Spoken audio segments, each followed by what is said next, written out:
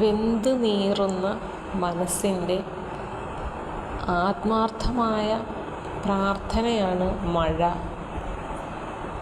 കേട്ടിട്ടുണ്ടോ? ചിലർ കേട്ടിട്ടുണ്ടാവാം. എന്തുകൊണ്ടാണ് അങ്ങനെ പറയുന്നത്? ഈ മഴയും പ്രാർത്ഥനയും ആത്മാർത്ഥതയും വെന്ത് നീറുന്ന അവസ്ഥയും കറക്റ്റാണ്. പറയട്ടെ എന്താണ്?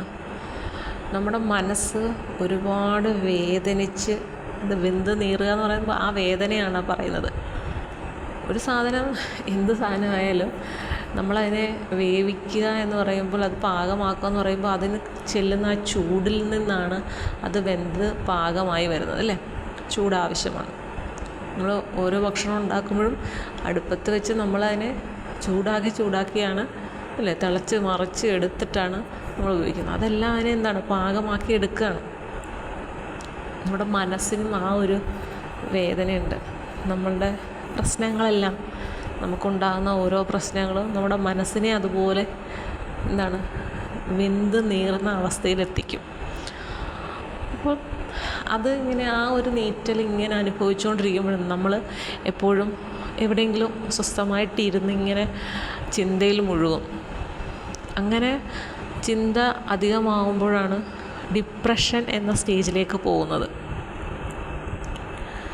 അപ്പോൾ ആ വെന്ത് നീറുന്ന മനസ്സിൻ്റെ ആത്മാർത്ഥമായ പ്രാർത്ഥന, മഴ എന്ന് പറയുന്നത്, നമ്മൾ ഒരുപാട് വിഷമിക്കുമ്പോൾ, ഒരുപാട് സങ്കടം ഉള്ളിൽ കൊണ്ടിങ്ങനെ നിറയുമ്പോൾ നമ്മൾ അറിയാതെ കരഞ്ഞു പോകും, അല്ലേ? നമ്മുടെ കണ്ണിൽ നിന്നിങ്ങനെ മഴ പെയ്തുകൊണ്ടേയിരിക്കും, കണ്ണുനീരിങ്ങനെ വന്നുകൊണ്ടേയിരിക്കും. ചില സന്ദർഭങ്ങളിൽ നമുക്ക് കൺട്രോൾ ചെയ്യാൻ പറ്റില്ല ആ മഴയെ, അല്ലെങ്കിൽ ആ കണ്ണുനീർ ചാലിനെ. നമ്മൾ എത്ര ശ്രമിച്ചാലും നമ്മൾ വിങ്ങി പൊട്ടും, ഒരുപാട് കരയും, അല്ലേ? അത് നമുക്ക് ഒരു അനുഗ്രഹമായി മാറും. കാരണം എന്താ, നമ്മുടെ ഉള്ളിലുള്ള ആ വേദനകൾ കുറേത് അധികം എന്ത് ചെയ്യും, ഈ കരച്ചിലൂടെ നമുക്ക് നഷ്ടമാവും. അപ്പം നമുക്ക് മനസ്സിനൊരു ആശ്വാസം ലഭിക്കും. ശരിയല്ലേ? നമ്മൾ കരയാതെ ഇങ്ങനെ പിടിച്ചു വെക്കുകയാണെങ്കിൽ എന്താണ്, ആ നീറ്റൽ കൂടി വരത്തേ ഉള്ളൂ. പക്ഷേ അത്രയും നീറി ഇരിക്കുന്ന മനസ്സിന് ഒരു മഴ പെയ്യുമ്പോൾ ഉണ്ടാകുന്ന ഒരു അനുഭൂതിയാണ് നമ്മളൊന്ന് കരഞ്ഞു കഴിയുമ്പോൾ. ചിലർക്ക് കരയാൻ പറ്റില്ല.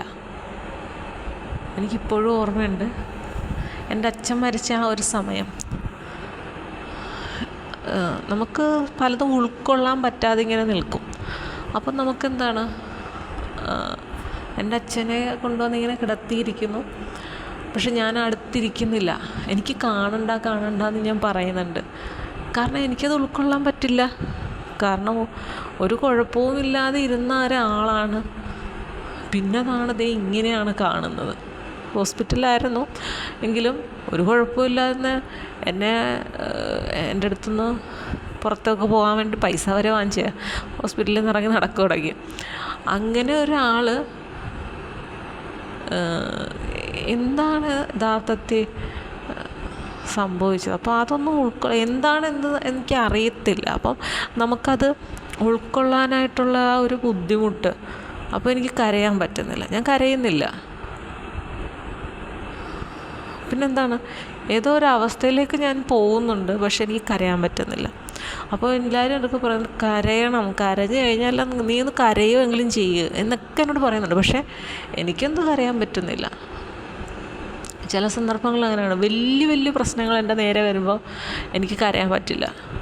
പക്ഷെ ചെറിയ കാര്യത്തിന് എനിക്ക് സങ്കടവും വരും ചില സമയത്ത്.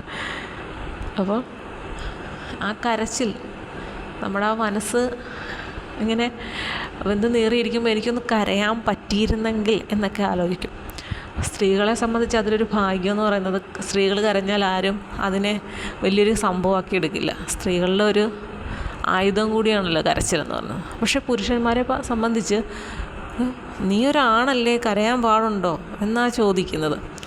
പക്ഷേ അവർക്കെന്താ, ആണുങ്ങൾ കരഞ്ഞാൽ എന്താ, അവർക്കും ഇതുപോലത്തെ സങ്കടങ്ങളും വിഷമങ്ങളും ഒക്കെ ഇല്ലേ? അതുകൊണ്ട് കരയാതിരിക്കില്ല.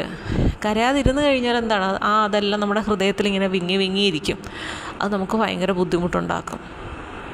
നിങ്ങൾ കരയുന്നത് മറ്റാരെങ്കിലും കാണുന്നത് നാണക്കേട് ആണെന്നുള്ളവർ ഷവറിൻ്റെ അടിയിൽ നിന്ന് കരയാം, ഇല്ലേ? ബാത്റൂമിൽ കയറി പൈപ്പ് തുറന്നു വെച്ചിട്ട് കരയാം. അങ്ങനെ നമ്മൾ കരയണം. ഈ കരച്ചിൽ തന്നിരിക്കുന്നത് എന്തിനാണ്?